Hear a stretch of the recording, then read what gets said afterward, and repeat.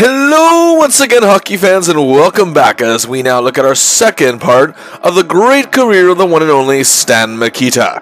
If you haven't checked out part 1, do so now. The link is in the corner as well as the description. But here's some context for you. When we last left off, it was the 1966-67 season. Mikita had just completed his 8th and most historic NHL season, not just of his career, but maybe one of the greatest seasons in NHL history of any player. He became the first ever Triple Crown winner in NHL history, winning the scoring title for the Art Ross Trophy, the Lady Byng Trophy for gentlemanly play and ability on the ice, which for a guy who, well, had over 100 penalty minutes in each of his last 2 seasons before is impressive, as he shrunk that number to 12. And last and most certainly not least, the Hart Trophy as league MVP, an award that he'd been completely snubbed for without any votes in the prior 2 seasons, despite even one of them winning a scoring title. He's the first to win all 3 awards, meaning indeed he is the NHL's first Triple Crown winner. On top of that, he tied an NHL record for 97 single-season points, a record now he shares with teammate Bobby Hull. He garnered his 5th first-team All-Star selection, and his scoring title was his 3rd in 4 seasons. He's on top of the NHL, a title that seemed to be only challenged by teammate and, of course, superstar Bobby Hull. Now Mikita, with his curved blade, which he has now become the innovator of, and now pretty much the Mikita/Hull rule has come in due for, well, stick blades being curved. Either way, this man is ready to take on a new era of professional hockey, now getting into his 9th NHL season. Also, the 1966-67 Blackhawks had one of the greatest single seasons in NHL history at this point as a team. In addition to Mikita's record year, Bobby Hull had over 50 goals again. Players like Kenny Warren were still playing great, and emerging forwards like Phil Esposito, as well as Ken Hodge and Bobby's younger brother Dennis Hull, showed that they had a bright future indeed and were going to be a big part of this franchise. On defense, truly deep at all ends. 3-time Norris Trophy winner Pierre Pilot. Also, veteran Doug Mons, and both of whom were key in Mikita's big year. Also, you had Keith Jarrett, Ed Van Impe, a big rising star, and Pat Stapleton. And you had one of the greatest goalies of all time backstopping everything, Glenn Hall, aging like a fine wine, along with skilled backup Dennis DeJordy. They won the Vezina Trophy. You also had character players such as veteran and longtime fan favorite Eric Nestorenko, Bill Hay, Lou Angotti, and Chico Mackey. They completed this incredible team that won 41 games, had 94 points. By far the best team in the regular season. They were coached by Billy Ray, led by GM Tommy Ivan. This is the team that was the surefire Cup winner. Only they lost in 6 games to the eventual champion Toronto Maple Leafs, a monster disappointment. And with a loss of that magnitude, changes were on the way, but there was another reason for those changes. See, the NHL, the era of the original 6, was about to come to an end in 1967-68 as the NHL underwent their first major expansion. The original 6 meet the next 6. And the league would be divided into 2 divisions. The original 6 would be in the East Division, and the next 6 would be in the West Division. Yes, the West Coast state of Pennsylvania with 2 teams totally makes sense. But anyway, this meant major changes. The schedule will be extended from 70 to 74 games, and of course, original 6 teams were going to lose players to these expansion clubs. The biggest was the choice they had to make with which goaltender to protect. Do they protect 29-year-old Dennis DeJordy over Glenn Hall, who despite being in his mid-30s, was an all-time great already at this point, had a thing for consistency, and was pretty much an Iron Man? Many balked at this, and now Hall, after 10 seasons in Chicago, was now a member of the St. Louis Blues. And if that wasn't big enough, this one definitely made people scratch their heads. Phil Esposito, who in his young career had been among the plus-minus leaders and even in the top 10 scorers in the league, was traded along with rising star Ken Hodge and little-used Fred Stanfield in exchange for young center Pip Martin, young defenseman Gilles Marotte, and goaltender Jack Norris. And now, as anyone's guess, with all the changes, who would be where in terms of any of the NHL teams with this new era about to begin? But indeed, what about our hero? Some say a season like the one he had would be hard to match, let alone pass, and now the structure of the team changing and the league as well. Could they repeat the regular season success they had last year, and hopefully go a step further in reaching and hopefully winning the Stanley Cup? Since Mikita's arrival, they have made it to the Stanley Cup 3 times, winning 1961 over the Red Wings, losing in 62 and 65 to the Leafs and Habs respectively, not to mention their constant playoff disappointments against the Red Wings. Many felt this Hawks team should be a dynasty at this point, and Mikita was wanting desperately to make that happen. But just how can he follow up a year like he had before? Well, he's certainly going to try. Well, October wasn't looking like much at all. As a matter of fact, Mikita played one of the worst months of his career, just 1 point in 7 games, an assist in a loss to the expansion Los Angeles Kings. As a matter of fact, the Hawks won 1 game all month, and the critics indeed panicked. But even the best have their rough days. Nobody is immune to it. Stan and the Hawks turned it around in November huge. The opposite, as they lost only 1 game in November. Mikita playing like his old self from last season on 11 goals, 5 assists, 16 points, and a plus 10 in 13 games. A 2-goal game against Montreal on November 8th. 10 days later, he had another big one again in Toronto. And a week later, a huge natural hat trick against the North Stars in a big 4-1 win. The 9th hat trick of his career. Mikita went on a 16-game point streak that started with the hat trick against the Stars in November, and a monster December ensued while on that streak. More success against the Stars with 2 assists, and in the next game, 4 goals and an assist, tying his career high, 5 points in 1 game. And his 10th career hat trick to go with it. The back-to-back 2-assist games against the Habs and Flyers followed by 2 goals and an assist against the Rangers. In total, a huge 26 points in 15 games, and the Hawks were looking like the team they were last year. Mikita looking like he's very much having another MVP caliber season. But things didn't look too hot in January, as they did struggle a little bit. Despite a good 12 points in 12 games, our hero was a -5. He did have another 2-goal/3-point night, this time against the struggling Red Wings, and followed that up with back-to-back 2-point games. But also that month, he played in his 2nd straight and 4th overall NHL All-Star game. And as the All-Star game was now mid-season, as I mentioned in the last video, and it was still against the All-Stars against the champions as the All-Stars took on the Leafs, and Mikita scored the tying goal in the first period for the All-Stars, and then assisted on teammate Kenny Worm's goal to give them a 2-1 lead, but the Leafs actually won the game 4-3. The Hawks were not near as dominant as they were last season and encountered some struggles. However, in February, mighty Mikita was surging forward, doing what he could to keep his team as a top contender. And the Hawks improved, and Stan was the man. 16 points in 12 games, 2 assists against the Kings early in the month, and it was a very happy Valentine's Day for Stan against the resurgent Bruins team. 1 goal, 2 assists for 3 points. And then on February 18th, Stan plays one of the biggest games of his career. Not only does he notch a hat trick in a 7-1 thrashing over the Red Wings, he had 2 assists for 5 points and a +3, not to mention he won the majority of his faceoffs, was all over star forward Alex Delvecchio defensively. It was a game like this that showed why Mikita was as great as he really is, and why his greatness went beyond the score sheet. As great a season as he was having, the scoring race was, well, much tighter this year. Going into the final month of the season, Mikita was actually tied with New York Rangers star Rod Gilbert with 71 points, whereas teammate Bobby Hull was only just a point behind with 70. He began March with 2 goals against longtime teammate Glenn Hall, who was likely longing for the days where Stan was on his side after that game, as the Hawks tied the Blues. And despite how good Boston had become, Mikita had a 3-point night against them on March the 6th, and then on the 10th against the Leafs, a big 3 assists. And he had 2 assists against the Habs on March 24th. Going into the final day of the season, Mikita had led the scoring race by 1 point over that guy Chicago decided to get rid of, Phil Esposito, of course now becoming a superstar with the Bruins. Stan had 84 to Espo's 83, and the Bruins had 1 game remaining over the Leafs, and the Hawks, however, were on a 5-game losing streak facing the Red Wings. The Hawks had barely scraped into the playoffs, as the Leafs were unable to capitalize on the Hawks' struggles enough to grab the final spot themselves. The Bruins had their spot locked up too. And it was simply about the Art Ross Trophy at this point. And on March 31st, 1968, the Leafs shocked the Bruins 4-1 at Boston Garden. However, Espo got the only goal of the game for the Bees, and as for Stan, a 3-point night, a goal and 2 assists in a tie against the Red Wings for the 2nd straight year, 4th time in 5 seasons. Stan Mikita is the NHL scoring champion in what was a very exciting race. And also he reaches 40 goals for the first time in his career on top of that.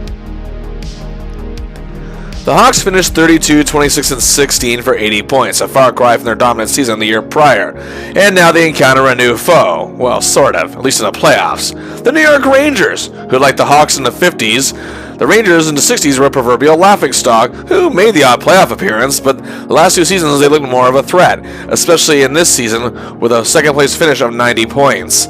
led by one of the classiest players ever laced up a pair of skates, the highly skilled Jean Rattel. Superstar forward Rod Gilbert joined him, and other talented forwards such as Vic Hadfield, Phil Goyette, Bob Nevin, and Don Marshall. This Rangers team was a true threat. On defense, they had former Norris Trophy winner Harry Howell, Arnie Brown, and Rod Sealing. No, not the Twilight Zone guy, Rod Sealing. And backstopping them in net, the great Eddie Giacomin. The man steering the ship and who turned this team into a contender was coach/general manager, hockey visionary Emile the Cat Francis. Many feel that with the Hawks' changes and somewhat disappointing regular season, they were outmatched. The Rangers had the longest drought in hockey, not having won a Stanley Cup since 1940 and haven't even made the final since 1950. Many thought this is their time at last, at least to haven't faced each other in the playoffs since 1931. Game 1 at Madison Square Garden, both goaltenders DeJordy of the Hawks and Giacomin of the Rangers are both bombarded and make some huge saves. However, DeJordy faces a bit more, and the Hawks found themselves down, however, 3-0 in the third period. And in the power play, Kenny and Stan set up Pilo, who breaks the shutout, but that's all they can muster up. The Rangers take Game 1, 3-1. Game 2, Giacomin is still giving the Hawks a hard time. And down 1-0 in the second period at the halfway point, Stapleton began the rush, and it's Stan the Bobby. The game is tied 1-1 after 2. But it's not to be, as the Rangers score the only goal of the third, and they win 2-1 and lead the series 2-0 heading to Chicago. Game 3, Chicago Stadium, it's a wild affair. Tied 1-1 in the second period, Mons sends in Stan, who scores a beautiful goal. It's 2-1 Blackhawks, but Gilbert scores 2, the Rangers lead 3-2 after 2.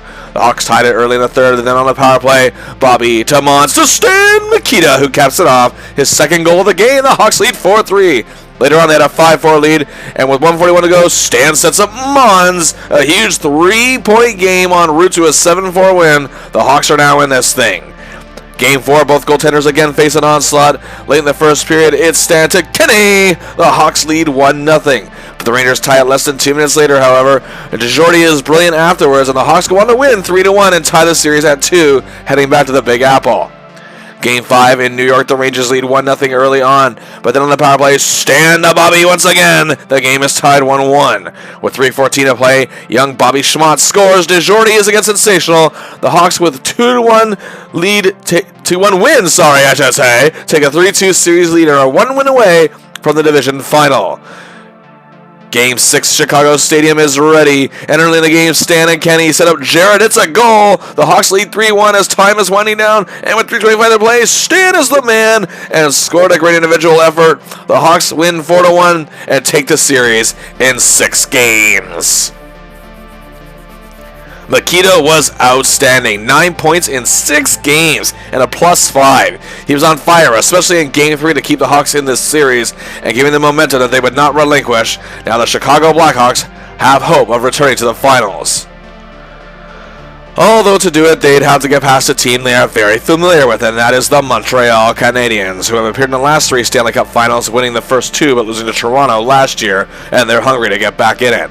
The Habs have the best record in the league with 94 points and still led by their ageless leader, the great Jean Beliveau, as well as another veteran star, Henri Richard, and rising stars such as Yvan Cournoyer and Jacques Lemaire were starting to make waves as well.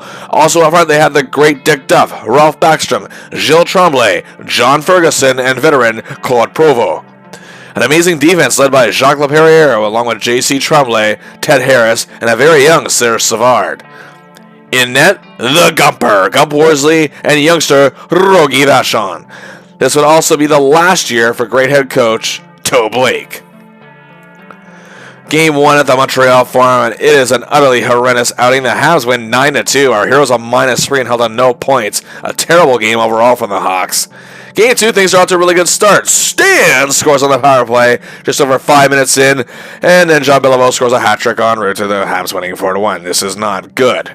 Game 3 in Chicago, it didn't look good early. Beliveau scored 40 seconds in, continuing his momentum, but then Mikita to Mons to Jarrett. The game is tied 1-1 after 1. But our hero did nothing else, and the Hawks barely did either. And a 4-2 win for the Habs. Now the Hawks on the verge of being swept into the playoffs. The Hawks, however, don't give up. In Game 4, 2 goals from Hull and great goaltending from DeJordy, the Hawks force a Game 5. Our hero was fighting hard for his team, but the Hawks trail 2-1 in the third period, but just 1:23 in. Stan is at the right spot and parks it home on a power play goal. We are tied. Both teams trade goals. It's 3-3 after regulation, and we're off to overtime. But just over 2 minutes in, cluster Jacques Lemaire scores. The Habs take it in 5. The Hawk season is over. A dreadful outing for Mikita. While his 3 points in 5 games isn't exactly terrible, he was tied for a team worst, -7 with Doug Mons. The Habs had Stan's number throughout the series, and they would go on to sweep the upstart St. Louis Blues to win their 3rd cup in 4 seasons.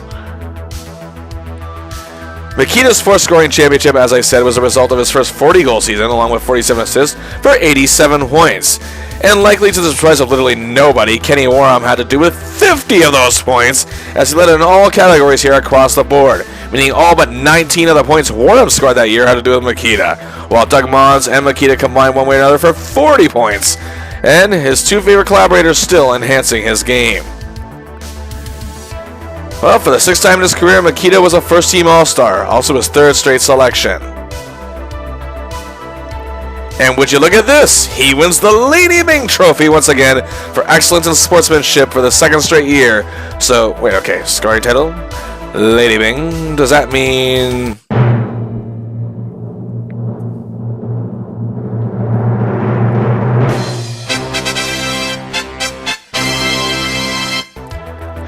Yes! His 2nd straight Hart Trophy, a 2nd straight Triple Crown winner of the Art Ross, Byng, and Hart Trophies.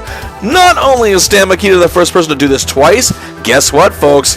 He is the only player in NHL history to win these 3 trophies. Or Lafleur, Gretzky, Lemieux, Sakic, Jágr, Crosby, Ovechkin, McDavid, none of them can say they have achieved this. Truly remarkable, as of 2022, Stan is still the only one. Hey, I've said it a lot in this portion of the video, and I'll say it again. Stan was the man. 2nd straight Triple Crown winner, and the only one to do so again as of 2022. Once again, for the 6th time, he was a first-team All-Star. Played very well in the All-Star game to boot. Tied the league in game-winning goals with 8, along with Dick Duff and Wayne Connolly, and tied the league in hat-tricks with 3 with Jean Beliveau. He was also 2nd with 13 power play goals, just 1 behind Connolly's 14. He did, however, finish a career low plus-minus with an even 0. That's still not too shabby. But regardless, Stan truly was the best in the world for 2 seasons. Can he make it a 3rd? As the decade was nearing a close, one wondered if the Hawks would ever reach the top of the mountain, as the loss of Esposito proved to be very costly, and now the Hawks were now going to lose another star, one of the biggest stars they've ever had, as a matter of fact, Pierre Pilote, who was traded to the Toronto Maple Leafs. However, in exchange, they got forward Jim Pappen, so at least Tommy Ivan played this one very smart. Our hero, as well as Bobby Hull, were 2 of the best in the game, but the Hawks just couldn't bring in enough together for a championship. The game was changing, and the Hawks now had one of the greatest defensemen in NHL history, and they still had the talent, but now Coach Billy Ray had to put it all together once again. Stan was entering his 10th NHL season, and the Hawks actually had the 2nd longest active playoff streak of appearances, only behind the Montreal Canadiens. And Mikita picks right up where he left off, continuing the momentum from the last 2 seasons. After starting the season right with an assist in a win over the Blues, he went on a stretch of 5 games with 14 points. Back-to-back 3-point nights. A goal and 2 assists, first against the Rangers and then against the Stars. Both games wins. Then 2 assists against the Leafs, and had another pair of back-to-back 3-point nights again with a goal and 2 assists against the Oakland Seals and then the Penguins. A total of 16 points in 8 games for October, literally 2 points a game and a +6. Our hero is vying for his 3rd Triple Crown already. In November, he's still pretty consistent, 11 points, 11 games, including a 2-goal, 2-assist night against the Penguins. The Hawks won just 4 of those 11 games. Also on November 3rd, Mikita gets into his first heated fight in over 3 years as he and Gary Doak of the Penguins slashed away at each other. The Hawks' fortunes improved in December, and our hero was at the forefront of it. 15 points in 13 games, including a 3-point outing against Oakland on December 15th. The Hawks, however, struggled a bit in January, and Mikita was his mighty self, however, with 18 points in 14 games, which included 4 assists in 1 game and a huge road win over Montreal. On January 21st, Mikita was selected to his third straight and fifth NHL All-Star game of his career, as the format was changed now to the East Division versus West Division. He was joined by Pat Stapleton, becoming one of the best blue liners in the league, and both Hull brothers, Bobby playing in his ninth straight, and Dennis playing in his very first. The game ended in a 3-3 tie. In February, Mikita is on fire. 20 points in 15 games, but was a -5 and had 11 penalty minutes. The year prior, he had 14 all year. The year before that, he had 12. Also, the Hawks only won 4 of those 15 games and were struggling immensely. Stan seemed to be losing his cool some games. He began the month with a 1 goal and 3 assists for a 4-point night against the Stars and was a +4. He followed that up the very next game with 2 assists against the Habs, 2 goals against the Flyers on the 15th, and a big 3-assist game against the Kings on the 20th.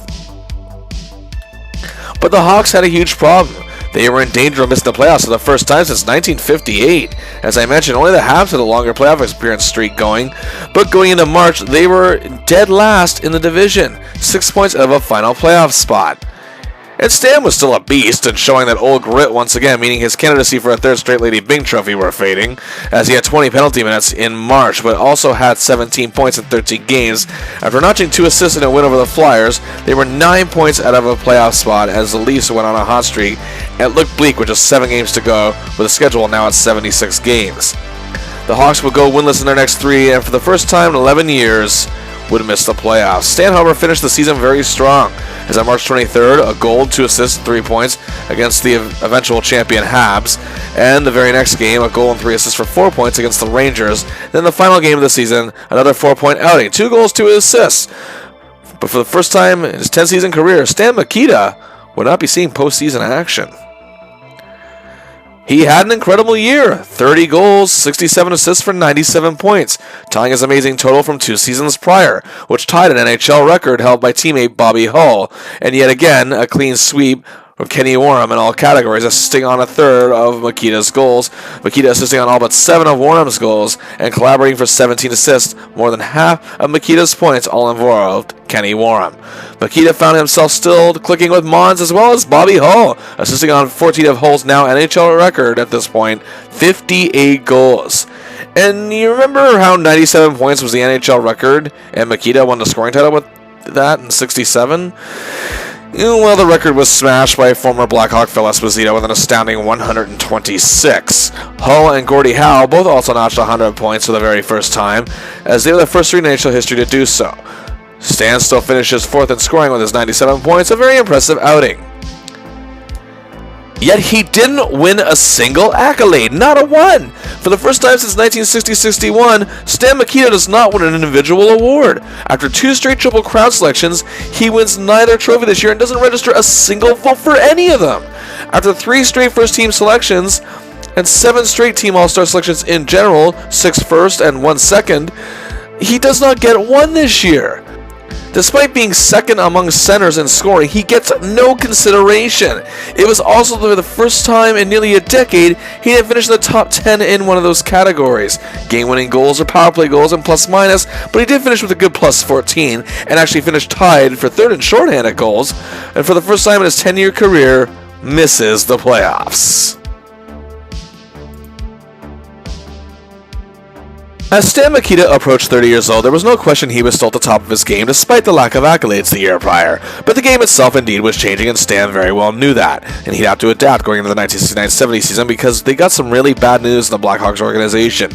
Kenny Warham, Stan's line mate of nearly a decade, who was still playing great hockey, was diagnosed with myocarditis during training camp and was forced to retire from the game of hockey.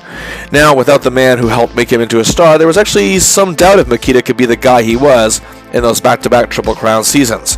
The Hawks were not a bad team, they just had a bad year, though some of the changes that Tommy Ivan and owner Bill Wirtz were making were very questionable dating to the Esposito trade. As a matter of fact, of course, Phil Esposito smashed scoring records, finishing 1st in the league, and even Ken Hodge, who was part of that trade, was just 5th in scoring behind Mikita. However, new talents were emerging. You had the likes of Jerry Pittner and Cliff Corral up front, while a young defenseman named Keith Magnuson would join the club this year, but the biggest addition would be in goal. Now, Dennis DeJordy was good, but he wasn't cutting it as a team starter, so they were now banking on a rookie they obtained from Montreal, who did have 13 NHL games under his belt, and that would be 26-year-old Tony Esposito, the younger brother of Phil. Mikita, however, gets off to a very slow start. Just 3 assists, no goals in 8 games to start the season with a -3, and the Hawks are terrible, winning just 1 game. Some feel Mikita is nothing without Warham, but then a huge improvement in November. 10 goals and 5 assists for 15 points and a +8, including another hat trick and an assist for a 4-point night against the Toronto Maple Leafs on November the 9th. And Stan is almost back to his old self. He got into a fight with Rod Sealing of the Rangers.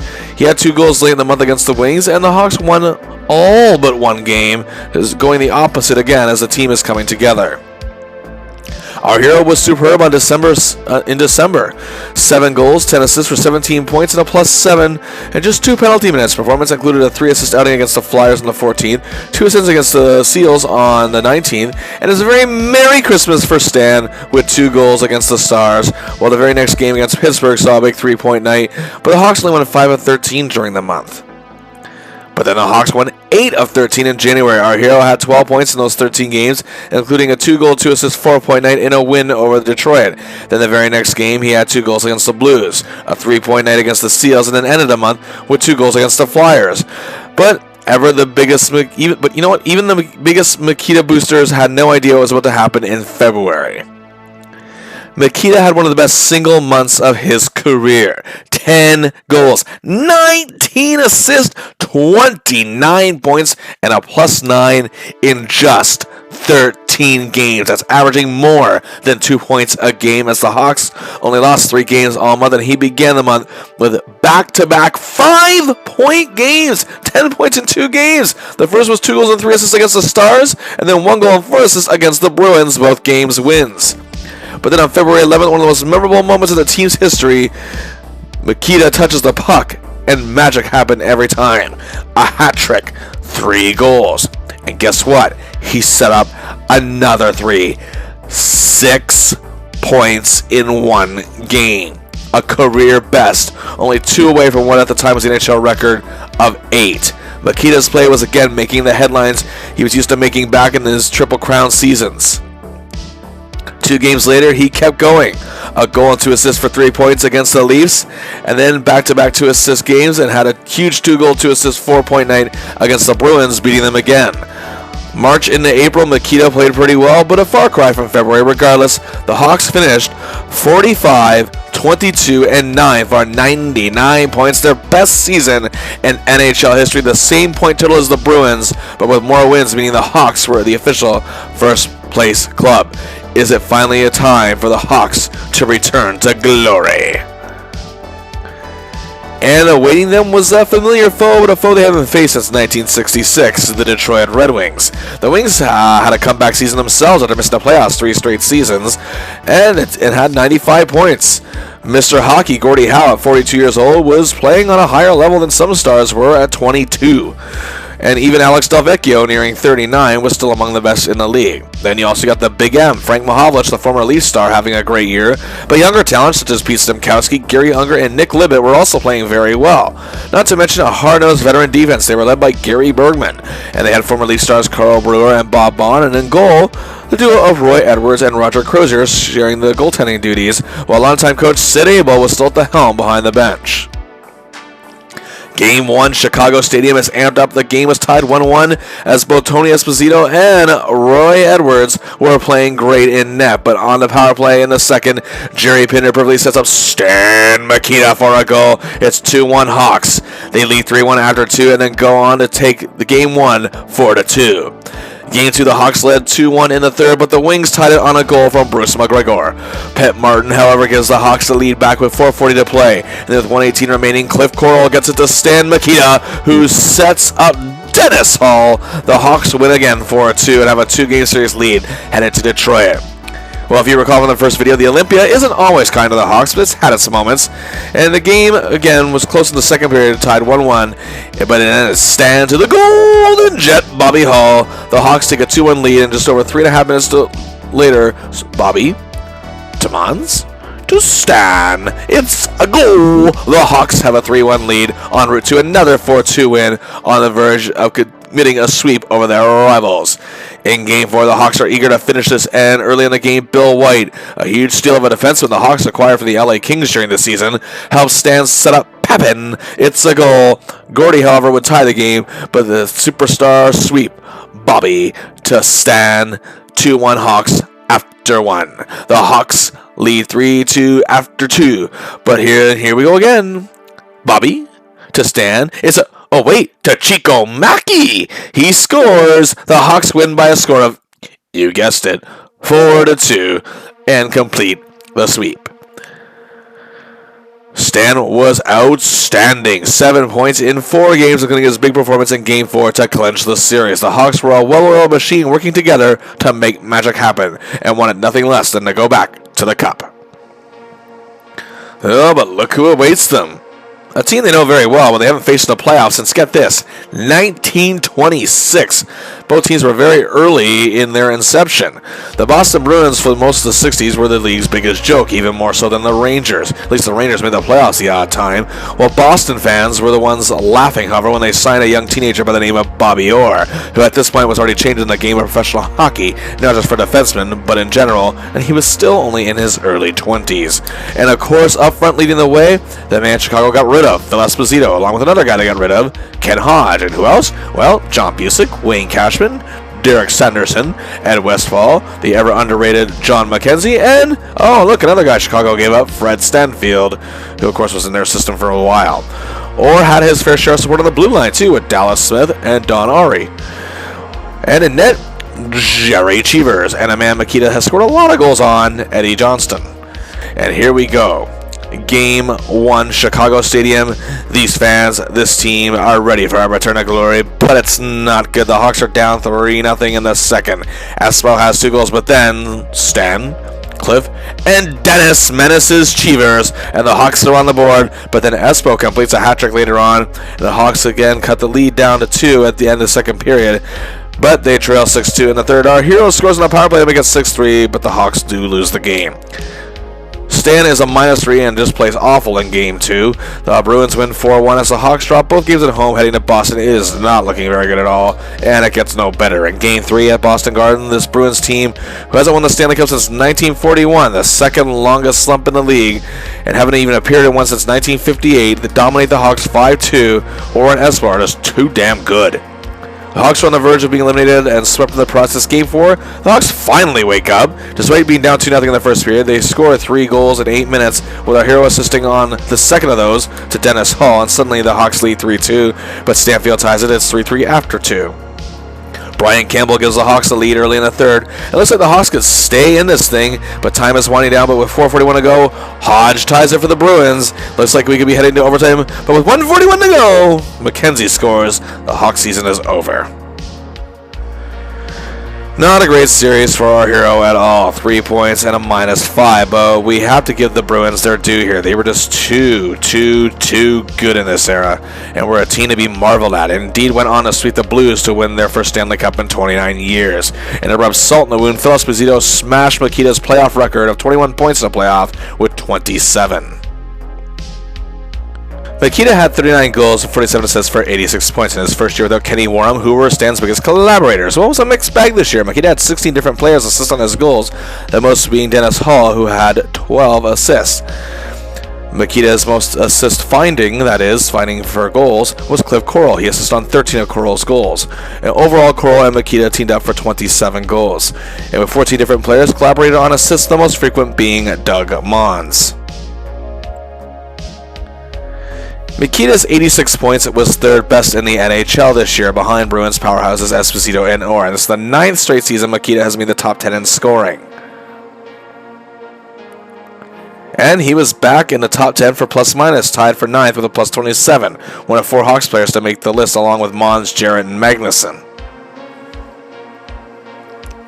And Mikita was back in voting for the Hart Trophy, coming in 4th place with 11 votes, as teammate Tony Esposito, in his first full season, was a runner-up for the award, won by Bobby Orr. And hey, Mikita was named a second-team All-Star for a second time, giving him 8 overall season All-Star team selections. And indeed, Stan had more of a task this year ahead of him, and he conquered it, as Bobby Hull actually missed 15 games due to injury, but he helped carry the Blackhawks through leading them to the best regular season ever, beating the mark they set in 66-67. Third league scoring, tied for 9th plus-minus, and also led the tied the league lead in game-winning goals with Hall and Red Berenson of the Blues. He was a second-team All-Star, meaning he now has 8 overall to his credit in terms of All-Star selections, and barely missed out on being a finalist for the Hart Trophy as league MVP. The Hawks were again a prominent contender, but will they finally get there? Going into the 1970-71 season, many felt if anyone can beat the powerful Bruins and take control of the league, the most capable is our hero in this Blackhawks team. Stan is now 30 years old, but was still playing brilliant hockey, showing no signs of slowing down. Despite the disappointment of the year prior getting swept by the Bruins, confidence was still riding high in Chicago, and the league continued to change.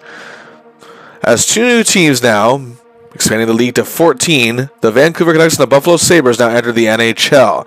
Also, the divisions will be realigned. No longer will the original 6 all be in one division, as Chicago moved to the West Division, and those East Coast Canucks would be in the East. Pretty sure Campbell was going senile at this point. But either way, it was what it was. As with 2 more teams, there will now be more games, 78 on the schedule. Mikita would actually miss the first 4 games of the season due to injuries, but would finally suit up on October 18th and wouldn't miss any more games. To complete the month of October, he had 3 points in 6 games, but was playing more like himself in November with some very big outings. 4 assists against the Flyers on November 11th. 2 weeks later, had 3 assists against the Habs, and Mikita in December looked amazing. A 14th hat-trick of his career, 4 goals and an assist to go with it for a 5-point night on December 16th in a win over the St. Louis Blues, and he also had an assist in the next game. Mikita went on a 5-game scoreless slump after that ended shortly after the new year. In January, Stan was still decent with 10 points in 14 games, and however, he was selected to play in the NHL All-Star Game for the 6th time in his career, making an appearance. He's one of 9 Blackhawk players selected. Of course, Bobby Hull for the 11th straight time. Brother Dennis also made it. In addition, Pitt Martin, Chico Mackey, and the amazing Hawk defense is represented by Stapleton, Magnuson, and White, while Tony Esposito in net. The West won 2-1, and Bobby Hull was the game's MVP. The Hawks were red hot, dominating the West, and Stan was not playing bad by any stretch of the imagination. He wasn't racking up the numbers we were used to seeing, but that didn't mean he wasn't putting together some big performances and putting his heart in every game like he is always known to. 3 points against Minnesota on February 6th. He'd do the same 11 days later against the Sabres. 4 days later, 2 goals against the Kings. The very next game, 3 assists against the Seals. He would have 2 goals on March 14th against the Blues. The Blackhawks finished with a team record 49 wins, 20 losses, and 9 ties for 107 points. Only the Rangers and the record-setting Bruins that year had a better record. The playoff format also changed too. While the opening rounds would be division battles, the second round would be seeded differently with crossover playoff battles between the East and West. This meant the Chicago Blackhawks in the first round would take on the third-place West Philadelphia Flyers for the very first time in the playoffs. The Flyers only had 73 points in the season, but had a talent that would shape their entire history by the name of Bobby Clarke. They also had other talents up front such as Gary Dornhofer, Andre Lacroix, Jim Johnson, and Serge Bernier. On defense, seasoned vet Larry Hillman, brother and former teammate of Mikita, that is, Wayne Hillman, and Joe Watson, and the great Barry Ashby. In net, you had the awesome duo of Doug Favell and the great Bernie Perron. You also had them coached by former NHL vet Vic Stasiuk. Game 1, Chicago Stadium, a Bobby Hull power play goal, 2:50 in, set the tone. Just over 4 minutes later, it's Nestorenko, and then Stan to the staple, it's 2-0 Hawks. But the Flyers cut it to 2-1 after 1. Then on the power play in the second, Stan is again leading the way as he and Coral set up Bobby Hull for the goal, 3-1 Blackhawks. The Flyers make it 3-2, but late in the period, the devastating power play, the staple, the Stan, the Jarrett make it 4-2 en route to a 5-2 win for the Hawks. 3 assists for our hero. What a game. Game 2, it's not even close after Hull again opened the scoring. 42 seconds later, Mikita scores. It's 2-0 Hawks after 1. Stan made it 3-0 with his second goal of the game, and they lead 5-0 after 2. It wasn't even close. 6-2 for the Hawks. They are dominating this series. Another big game for Mikita.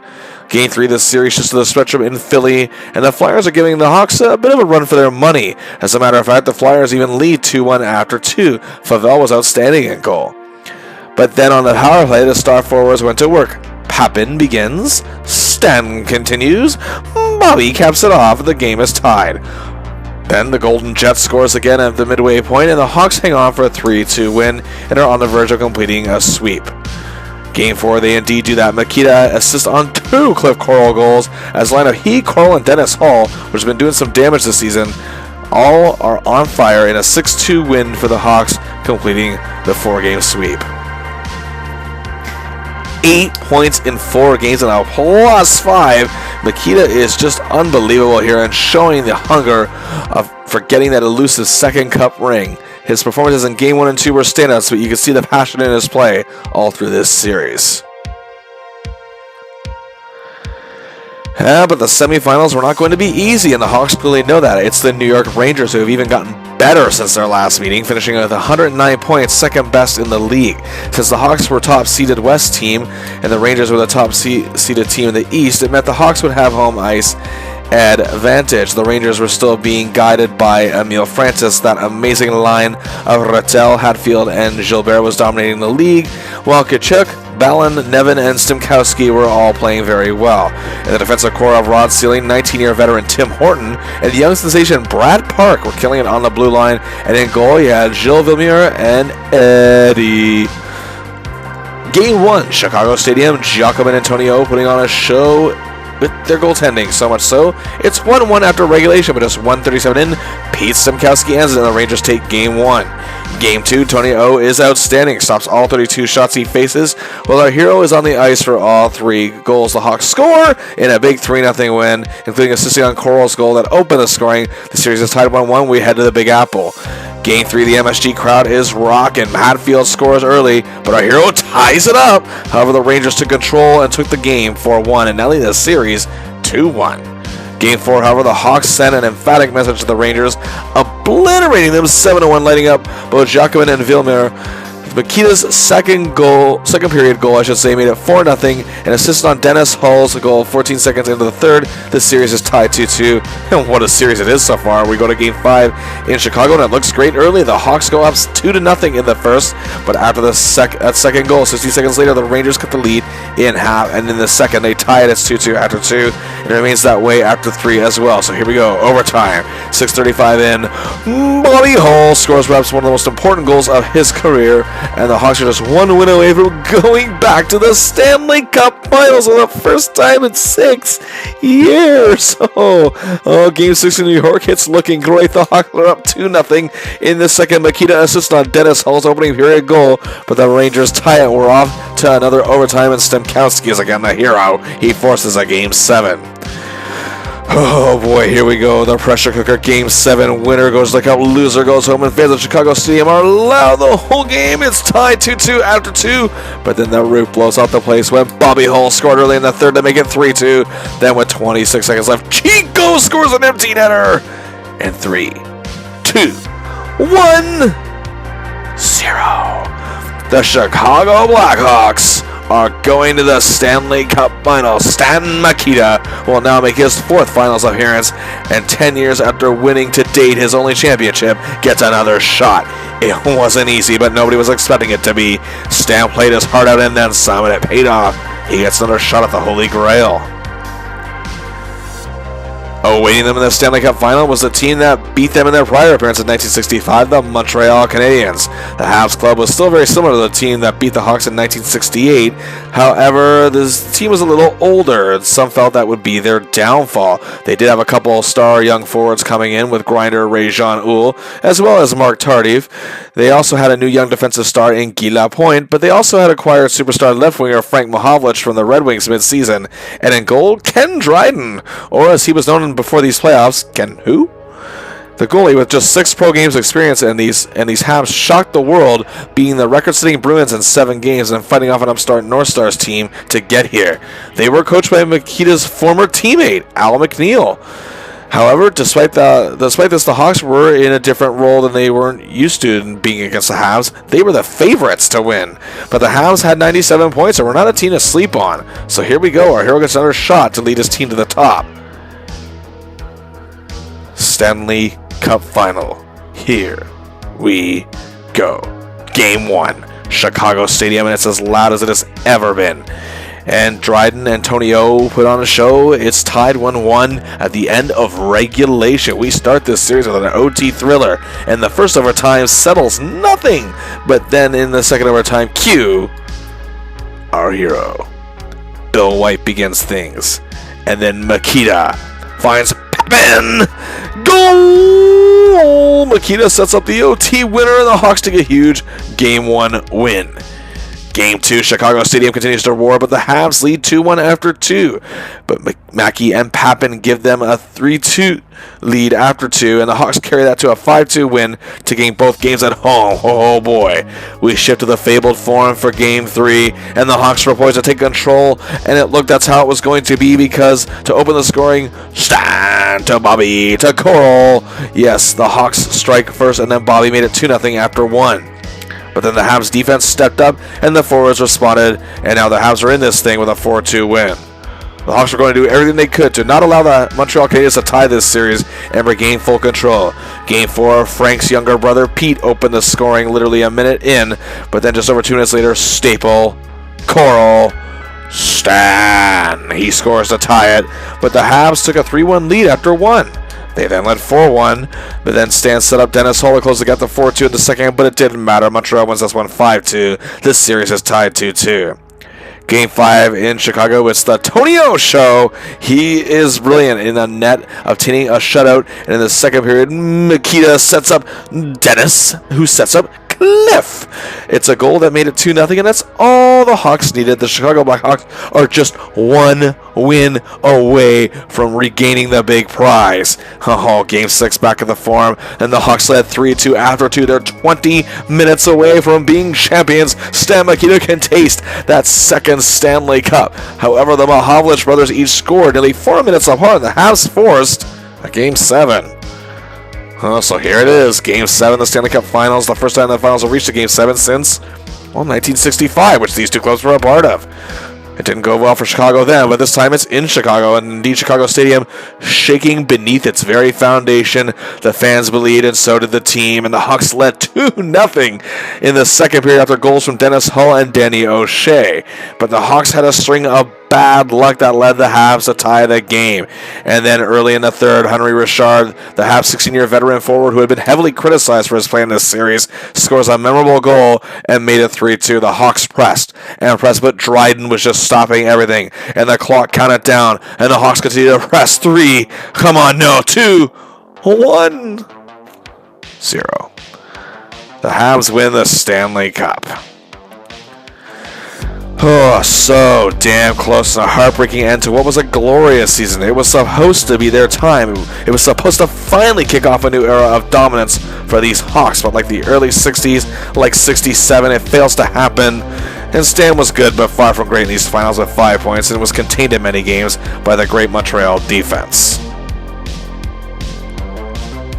This season, Stan Mikita had 24 goals, 48 assists for 72 points in 74 games, his lowest total since his sophomore year, and also the first time since that very season he didn't average at least a point a game. However, it's still a very productive year, obviously, and his main collaborator was Dennis Hull, as the two collaborated for a total of a monster 38 goals together, including Dennis assisting on nearly half of Mikita's 24 goals with 11, and nearly half of Mikita's assists, 22, were on Dennis's goals, meaning he assisted on over half of Dennis's 40 that year.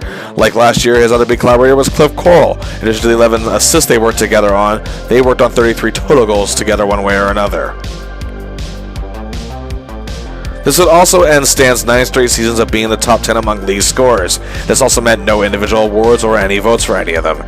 He did, however, appear in his 6th NHL All-Star game, and above all, made it to his 4th Stanley Cup final despite the heartbreaking loss.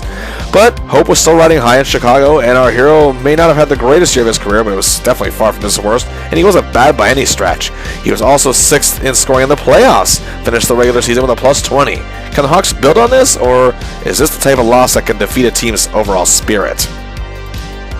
The prognosis for the 1971-72 season looked good for the Chicago Blackhawks, but yet one still wondered how their Stanley Cup loss would affect them going forward. And now about to enter his lucky number 13 season, many wonder just how Stan would fare as he gets a little older, but many of his contemporaries were still producing who were even much older than him, such as Norm Ullman.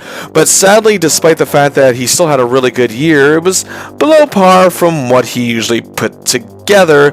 But that being said, that brings out, of course, many doubters. Stan, however, was a team player through and through. All he wanted to do was win. It didn't matter if it was 72 points or 97. If it got his team to the top, that's what mattered more than anything.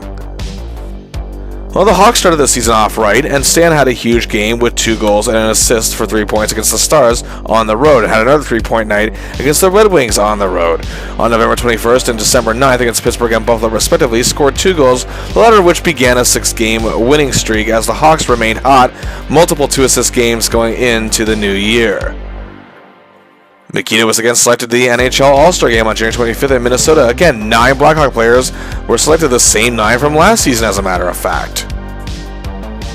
And hey, the Blackhawks continued to roll through with another great season, and Mikita played well, with 3 assists in that February 4th game against the Canucks, 2 goals against the Blues on February 15th. Individually, it wasn't Stan's best season again, but like always, he was still playing every game to win. The Hawks finished 46, 17, and 15, 107 points, another huge season, and again, dominating the West Division. The playoff format, however, changed yet again. This time, the first-place team in each division would face the fourth-place team rather than the third in the first round, but the crossover deal was still happening, which meant the Hawks now had to take on a 66-point Pittsburgh Penguins team. And the Pens did have talent, especially up front with Silabs Jr., Greg Paulus, and Jean Pronovo. And they had a defense led by the great, well, there's Tim Horton again. And in goal, Jim Rutherford, and they were coached by Hall of Fame player from the Red Wings and Maple Leafs, Red Kelly. But nobody was really giving them a chance.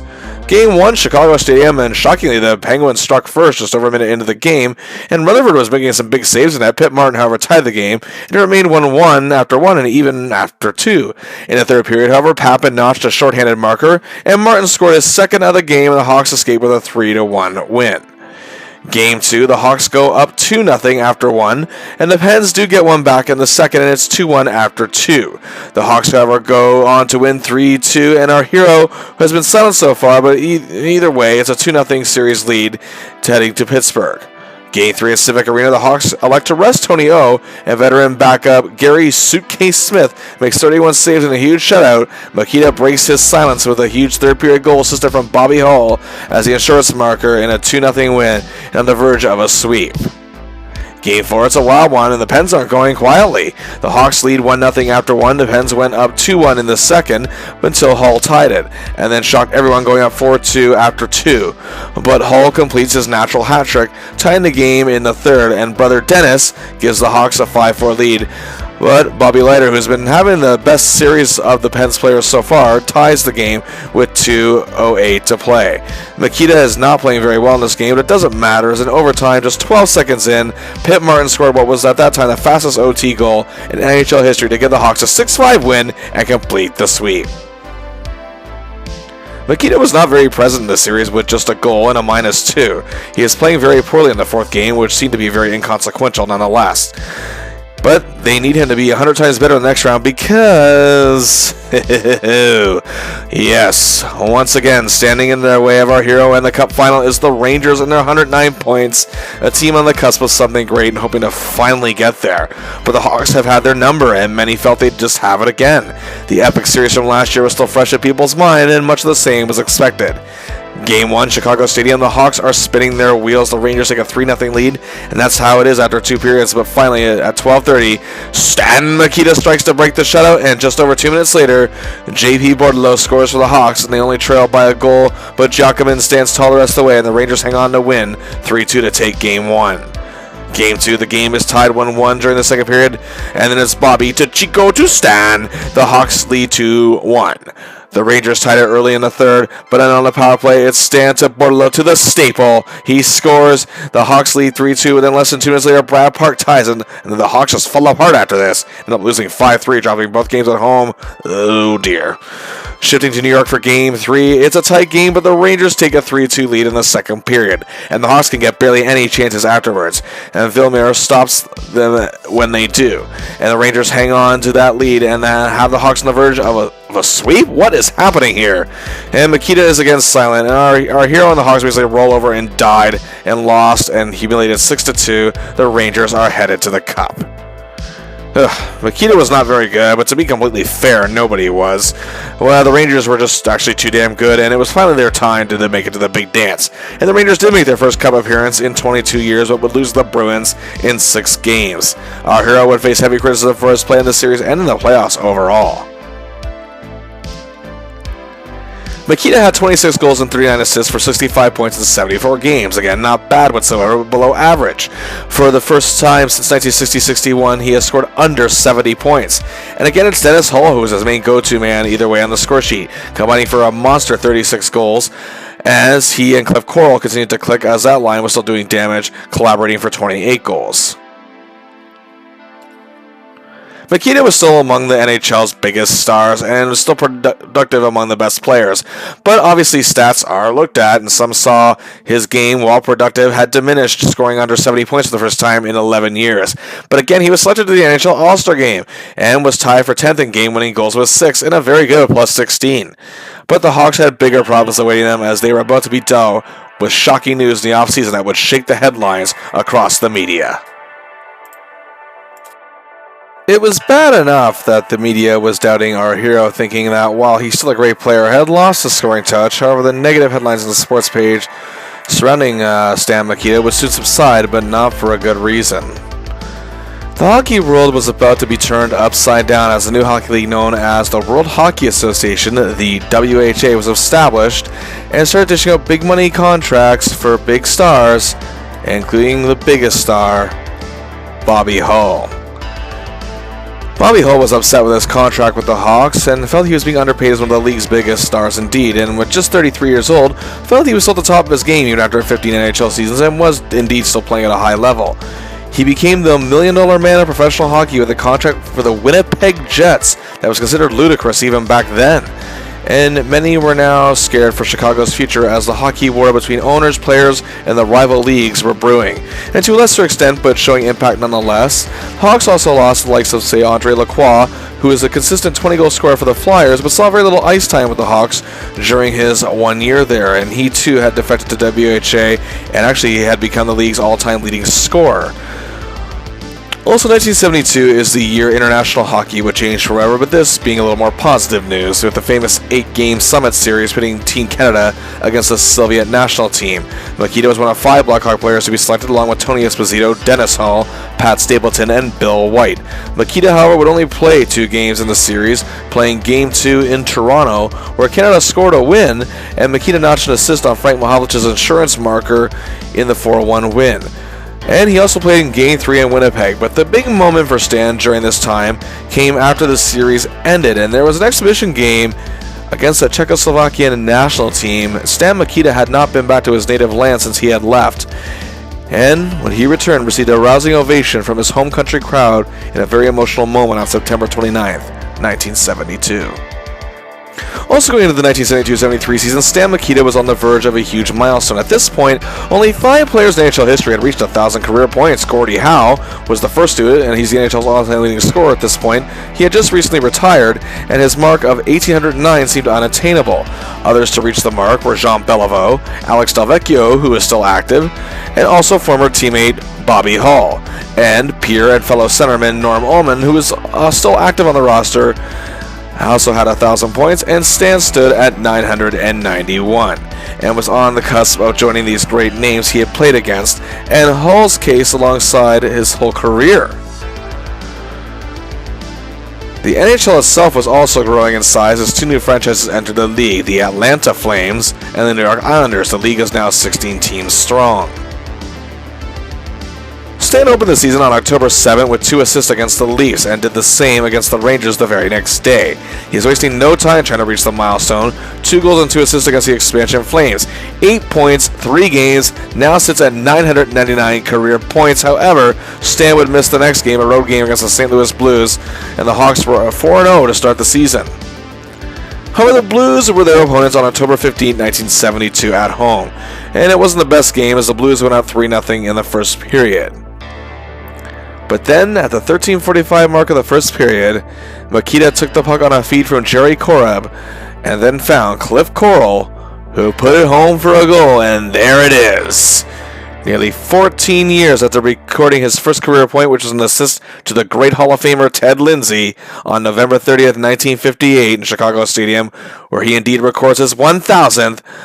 Back then, he was an unknown caller from a junior team in St. Catharines. Now he's a superstar, reaching what was then a rare milestone. And even aside from this milestone, Stan continued to stay hot in October and had 2 goals and assists for 3 points against the Steelers on the 22nd. Then had back-to-back 2-point games against the Bruins and the expansion Islanders, getting him 7 points in 3 games. 16 points in 10 games to start the season. Looks like the Stan we're very familiar with, indeed. And Mikita was rolling on in November. 3 assists against the Islanders on November 8th. And November 25th, 3 points against the Blues. Mikita was amazing, plus 11 in November. He was shutting up naysayers left and right.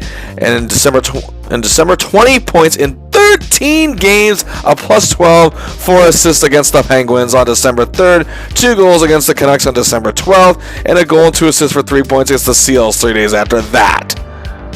Oh yes, the Hawks were looking superb and thriving without Bobby Hull, as Stan has taken complete command of this club, and in January he's looking like his MVP self, and indeed MVP talks are making their rounds. And yet another 20 points in 13 games, including a monster 5-point night against defending champions Boston on January 7th, and six total 2-point games aside from that performance. And again, Mikita is playing in the NHL All-Star Game to end the month, and this year it's 6 selections for the Hawks, still incredible, with Dennis, Pappen, Martin, White, and Tony O along for the ride. Mikita assisted on a goal midway through the third period to veteran Terry Harper of the Kings, but the West would ultimately lose 5-4. In a February 9th win against a determined expansion Flames team, Mikita had a goal and an assist in the game, putting him at 77 points that season in 52 games, having missed 3. He was second in the league in scoring, just 6 points behind former teammate Phil Esposito, and had a good 8-point lead on third place Jacques Lemaire of the Montreal Canadiens. He has a chance to win his 5th scoring title and his first since 1968, and again those MVP talks are rampant. However, Nikita's nagging back issues could only be put off for so long. He was going to miss over a month of action, totaling 18 games. He returned on March 24th to a rousing ovation and a 7-0 win over the Flames, and in that year's finale, he had a goal and 2 assists for 3 points against the Leafs. The Hawks finished the season 42-27-9 for 93 points, first in the West yet again, and Stan, despite his injuries, he's ready for the playoffs.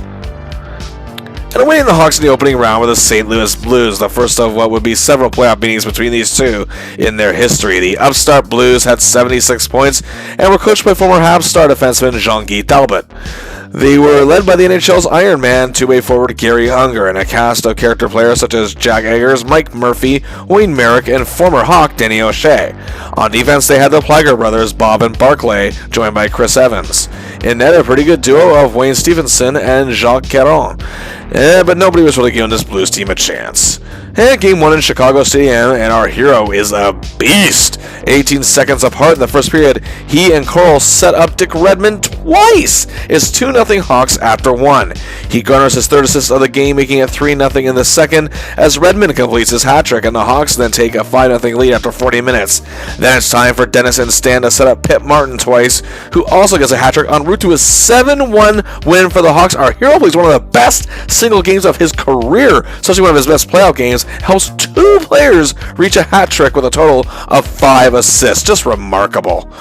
Game 2 is much different, however. It's a goaltending duo between Caron and Tony O, and a Louis Ngati goal is all the Hawks need to take a 1-0 lead and a win in a 2-game series lead.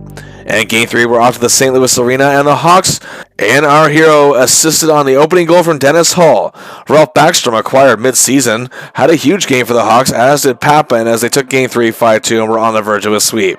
Game 4, it looks like that's exactly what's going to happen. Redmond to Stan to Coral. The Hawks lead 2-0 in the first, but shockingly, the Blues fight back and take a 4-2 lead and stay alive in this series with a 5-3 win. Not a great game for Stan.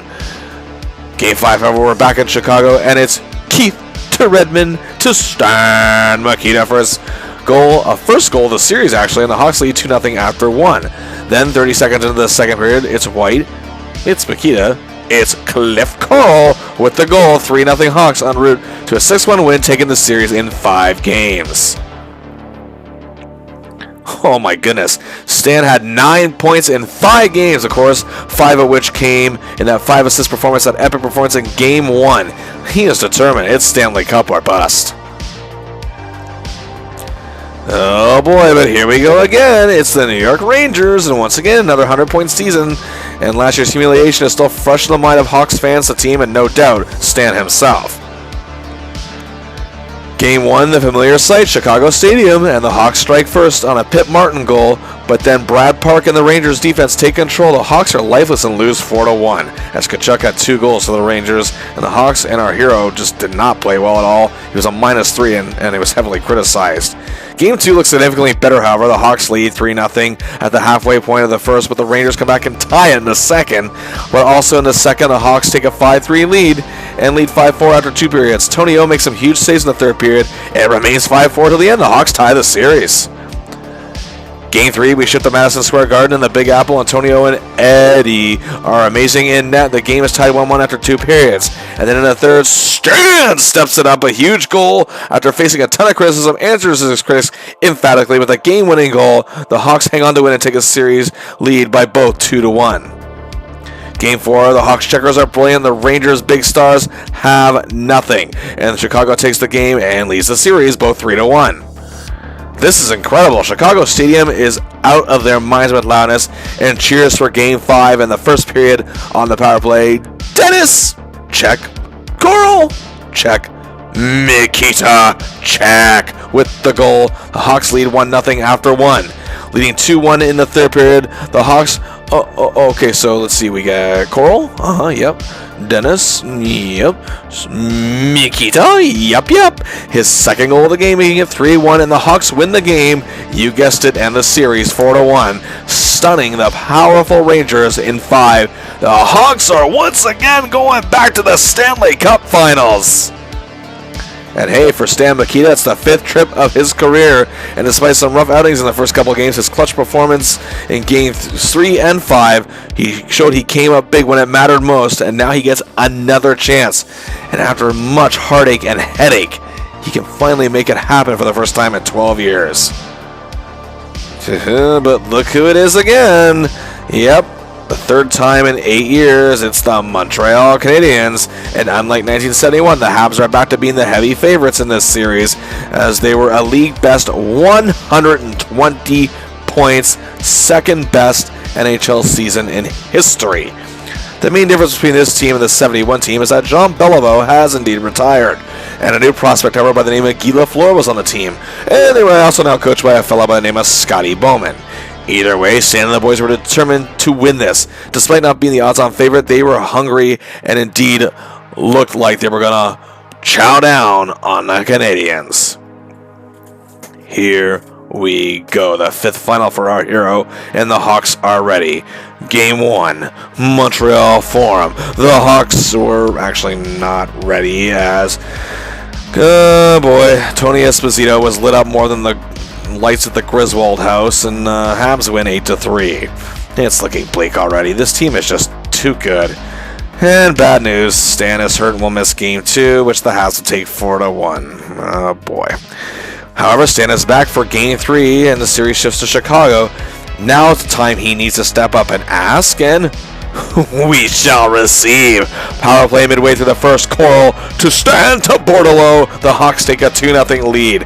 Bill White scored a shorthanded goal for the Hawks to take a 3-0 lead, but 1:20 later, still shorthanded. White takes the puck to Coral to Mikita, who scores a brilliant goal. The Hawks are up 4-0. Stan has his 3rd point of the game, assisting on a John Marks goal in the second, making it 5-0. The Habs give the Hawks a scare, however, mounting a comeback, but our hero and the boys are in this series with a 7-4 win. A huge game from Stan himself. Game 4, however, the Hawks cannot keep up with the momentum, and they're shut up a 4-0 loss as Montreal's defense is just way too much for the Crew to handle, and they find themselves on the verge of elimination, going back to Montreal for Game 5. And indeed, in the 5th game, our hero steps it up again. They are not intimidated. They will not go away. They showed how bad they wanted the cup on this night. The game tied 1-1 in the first period. Stan snaps it. The Hawks lead 2-1. Habs, however, tie it. It's 2-2 after 1. But the Hawks find themselves down 4-3 in the second period. But the staple to Stan. Goal number 2. The game is tied. This wild shootout continues as it's now tied 5-5 in the second. Mikita on the power play. He gets it to Frigg. It's a goal. The Hawks had the lead back 6-5, and with under a minute to go, Dennis, Stan to Papin. The Hawks lead 7-5. Mikita 2 goals, 2 assists, 4 points. The Hawks hang on to win 8-7, forcing a Game 6 back home. And indeed, Game 6, the fans in Chicago believe. And midway through the first staple, Stan Pit Martin, a goal. The Hawks strike first, and Martin scores again less than a minute later. The Hawks lead 2-0, but by the second period, the Habs led 3-2. The game is tied 4-4 going into the third period. However, Yvan Cournoyer, who's been having an amazing playoff, scores and the Habs lead 5-4, and then another nearly 3.5 minutes later, Mark Tardif scores a power play goal. Time runs out. The Hawks lose the cup again to the Habs. Stan, like in the last round, stepped up during big moments, but it didn't result in a win despite his epic performances in Games 3 and 5. Mikita in his 5th final loses for the 4th straight time. However, Stan was tied for 4th in playoff scoring along with Montreal's Jacques Lemaire with 7 goals, 13 assists for 20 points. In just 57 games, Stan had 27 goals and 56 assists for 83 points, and his numbers with Cliff Coral were just insane. Coral assisted on 11 of Stan's goals, but the number that is ridiculous is 28 of Stan's assists. Literally half were to Cliff Coral, meaning all but 5 goals Coral scored that year were assisted by Stan. Together, they collaborated for a total of 44 goals, and the chemistry he had with Kenny Warren may have been missed, but Coral definitely made up for it. Also, interesting stat, Dan Maloney was his top assist collaborator, but they gave up this young prospect for veteran Ralph Backstrom around the time Stan was hurt. A very questionable move from Tommy Ivan. Also, Dennis Hull didn't really play much alongside Stan this season. Yes, he was perhaps robbed of a 5th scoring title, and the 21 games he missed likely cost him the MVP, but he still garnered 5 votes, finishing 7th, though the fact that he was still able to lead his team to first place, being injured, as well missing many games, and without Bobby Hull, some felt he should have been recognized a lot more for that. Another banner year for our hero. He starts it off by being selected by playing 2 games for Team Canada in the infamous 72 series against the Soviets and gets to play in his native homeland of Czechoslovakia. Then he reaches 1,000 career points, becoming the 6th player to do so. Plays another NHL All-Star game, and without Bobby Hull, leads the Hawks to a first-place finish and makes the Stanley Cup final for the 5th time in his career. He was also a big plus 31, despite missing 21 games, not just 83 points. Gets some Hart Trophy votes. Hey, 33 years old and about to enter his 15th NHL season. Stan is still the man! The offseason, however, was one of doubt and big change for Chicago once again as the WHA reared its ugly head. Now, the league did make headlines talking Gordie Howe out of retirement, and Bobby Hull had just led the Winnipeg Jets to the AFCO Cup, the league's first inaugural championship. But there's also a pro team in Chicago, the Chicago Cougars, who themselves talked longtime Hawks veteran Eric Nestorenko out of retirement. And it got much worse. Pat Stapleton was lured away from the Hawks to the Cougars, putting a hole in the Chicago defense. To top it off, Ralph Backstrom, who they sacrificed prospect Dan Maloney for, defected to the Cougars. While Maloney would play 606 more NHL games, Backstrom would never play another. And they came knocking on Stan's door. The Cougars were willing to give Mikita nearly $2 million, which all included base salary, bonuses, and deferred payments even long after Mikita would be retired. And even though the contract negotiations during the summer of 1973 hit a bit of a snag between Mikita and the Hawks, there wasn't really anything involving any real tension. It caused a scare within the organization, and the many fans and the media also got wind of this. Stan had amassed in the Windy City such fandom, such devotion from fans, and he felt that his loyalty to the organization was more important than money, and he stayed with the Hawks and still got a decent offer. And despite the changes, the Hawks still had a great team. Stan was leading things along the way with Dennis Hull, Pip Martin, Jim Papin, Cliff Coral, and Chico Mackey. They all still looked great. Also, you had rising talents up front such as Darcy Rhoda and Dale Talon. And even with the loss of Stapleton, you had Magnuson and White. They were sticking with the Hawks, as was veteran Keith Jarrett. And along with more rising stars such as Dick Redmond and Phil Russell, and you still had Tony Esposito in net.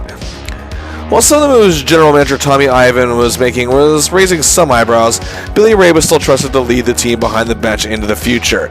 And now Stan was about to play his 15th season, was ready again to try to get this team back on top. The Hawks, however, looked sluggish to start the season, but Mikita was consistent with 8 points in 8 games to start the year. The Hawks, however, would only lose 1 game in November, and Mikita had another 8 points. In December, however, he really took off. 17 points in 13 games. The Hawks were hot, and Mikita notched a hat trick against the Red Wings on December 5th, letting up goalies Doug Grant and former teammate Dennis DeJordy. 10 days later, on December 15th against the Islanders, in a 3-point night with a goal and 2 assists, but at the beginning of the month, on December 2nd, 1973, Stan Mikita plays a 1,000th career NHL game against the Penguins at home. In January, he was still playing well, and the Hawks, once again contenders, a 3-assist game and a win over the Canucks was the big highlight. And the NHL All-Star game that year was in Chicago. Stan was among the same 6 Blackhawk players from last season to be selected. Dennis Hall, Martin, Papin, White, and Tony O were all there. And he had 3 points, a goal and 2 assists in the West 6-4 win, and the crowd actually booed loudly when Gary Unger was chosen as the game's MVP over Mikita, a very questionable call. It should have been Stan. February 10, 1974, Mikita reached what would be his 16th career hat trick in 11 years since his very first, and does so against the Pittsburgh Penguins on Gary Innes.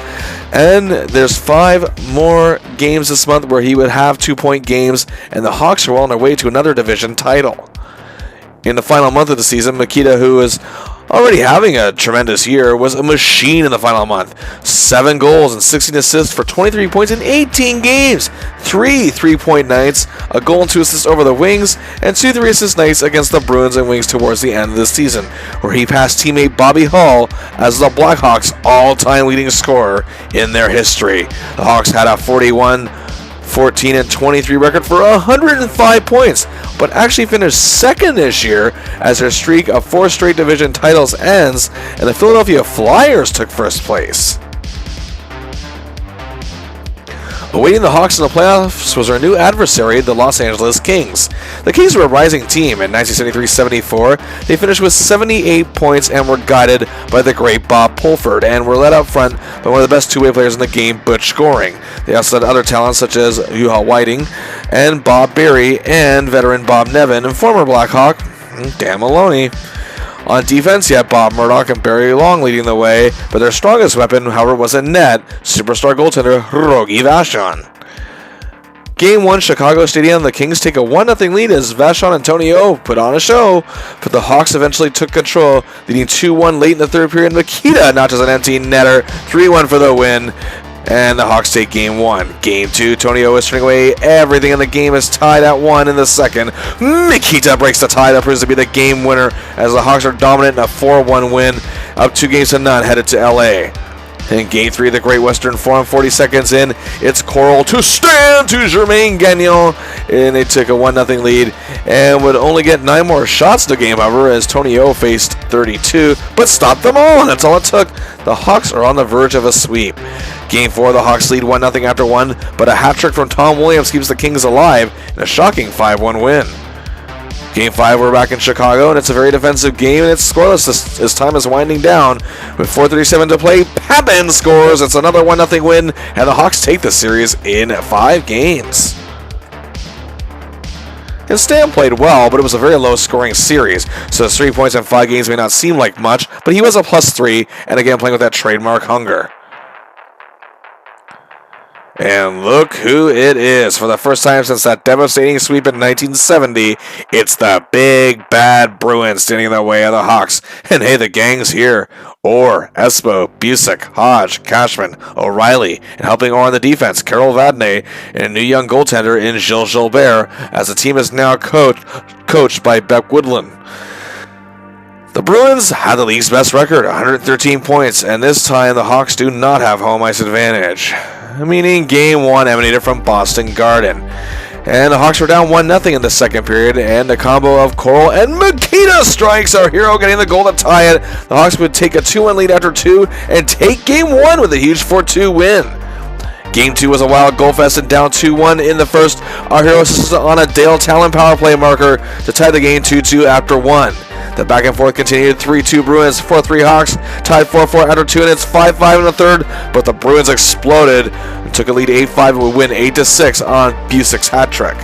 The series is tied headed to Chicago, and we're ready for Game 3. Our hero was determined to help the Hawks gain the series lead. On the power play, Mikita assisted on Bill White's goal to tie the game 1-1 in the second period. The Hawks, however, found themselves down 3-1 in the third. Cue Mikita on the power play. White to Coral to Mikita. He caps it off. The Hawks are within 1. They press and press, but time is winding down. But with 42 seconds left, Coral, Gagnon, Mikita scores to tie the game. We're off to OT. Nearly 4 minutes in. Pappen scores the winner. A huge game from our hero, and the Hawks have a 2-1 series lead. Game 4, Chicago strikes first, but the Bruins take control of the game. The Hawks are fighting uphill and can't get to them. The Bruins win the game 5-2 and tie the series. Game 5 of the series shifts back to Beantown, and it's an embarrassment. The Hawks are battered 6-2. Stan has an assist in the loss. Game 6, back to Chicago, and the Hawks are fighting hard to force a Game 7. Mikita assists on a goal from Coral. It's 1-0 Hawks after 1, but Don Marcotte scores 2 for the Bruins. It's 2-1 after 2. The Hawks are against the wall, but then Mikita assists on a Len-free goal, and on the power play to tie it 2-2 in the third, but with 1:49 to play, Greg Shepard silences Chicago Stadium. Espo adds an empty netter to rub salt in the wound. 33 seconds later, the Bruins are off to the cup. Overall, Mikita played well, but this Bruins team, again, was just too much to handle. They made their third cup appearance in 5 seasons, but would lose to the Philadelphia Flyers in 6 games, who became the first expansion team of this era to win the cup. Mikita had 30 goals and 50 assists for an even 80 points in 76 games, only missing 2 all season. Once again, his main man was Clip Coral, together collaborating for 35 goals. Coral assisting on nearly half of Stan's goals, while Mikita assisting on all but 5 of Coral's goals. John Marks, who Mikita and Coral have been working with all year, collaborated on 8 assists with our hero as well, and overall 18 goals he worked with on Marks. Mikita scored more votes for the Hart Trophy this year, coming in 6th place with 9 votes. The 7th time in his career he has registered at least 1 vote for the high individual honor, which he has won twice. And hey, it was another great season. 80 points in 76 games, playing in another All-Star game where he was snubbed of MVP honors, I might add. But he was also a plus 24, 6th in Hart Trophy voting, and his leadership role has taken on a whole new life. A mentor and role model to the younger emerging players on the squad, the Blackhawks still look like a perennial contender going forward.